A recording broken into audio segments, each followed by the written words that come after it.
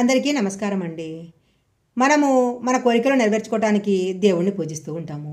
అయితే మన కోరికలకు దేవునికి విసుగు కలిగితే ఏం జరుగుతుందో, దేవుడికి విసుగు కలిగితే అన్న అద్భుతమైన కథను గురించి ఇప్పుడు మనం తెలుసుకుందాము. దేవుడికి బాగా విసుగెత్తింది. ఎప్పుడు చూసినా నాకు అది కావాలి, ఇది కావాలి అని కోరికలతో వేధించి వెంటాడే మనుషుల కోరికలు తీర్చి దేవుడు అలసిపోయాడు. వీళ్లకు కనిపించకుండా రహస్యంగా ఎక్కడికైనా వెళ్ళిపోవాలి అనుకున్నాడు. తనకి బాగా సన్నిహితుడైన అందరంగికులను సంప్రదించాడు. ఒకరేమో చంద్రమండలానికి వెళ్ళమన్నారు, ఒకరు ఎవరెస్ట్ శిఖరం మీద కూర్చోమన్నారు, మరొకరు ఎవరూ రాలేనంత దూరము భూమిని తొలుస్తూ వెళ్ళి దాక్కోమన్నాడు. లాభం లేదయ్యా, ఏదో నాటికి మనిషి వీటన్నిటినీ దాటి అక్కడికి కూడా దాపరించి నా ప్రాణం తీస్తాడు అన్నాడు దేవుడు నిస్పృహగా. అప్పుడు అత్యంత సన్నిహితుడైన అంతరంగికుడు ఒక అద్భుతమైన సలహా ఇచ్చాడు.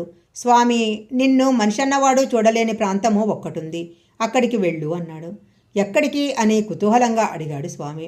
మనిషిలోనే స్వామి అని ఒక చిరునవ్వు నవ్వి అదే అతని మనసు.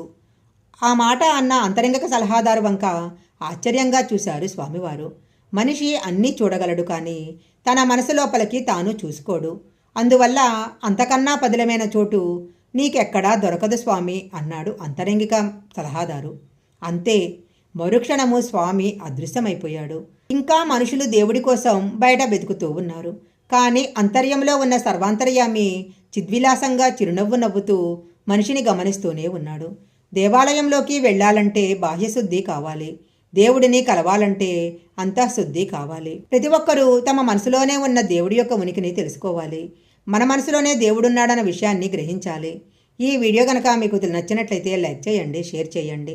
ఇలాంటి మరిన్ని వీడియోల కోసం మా ఛానల్ సబ్స్క్రైబ్ చేసుకోండి.